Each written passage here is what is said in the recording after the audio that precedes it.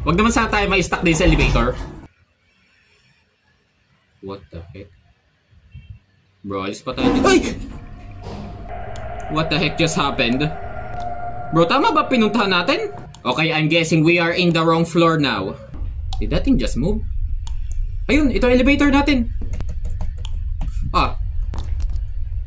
Need to turn on the head. Saan natin mahanap din eh? Layo. Don't tell me pagka nilapitan natin yung babangon. Ay, wala na palang buhay. Okay. Oh, may ilaw na naman din eh. Ay, ito pa, flashlight natin. Nice.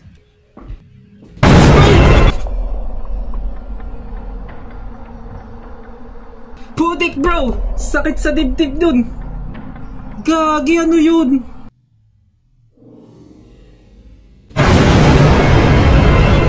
Sko po.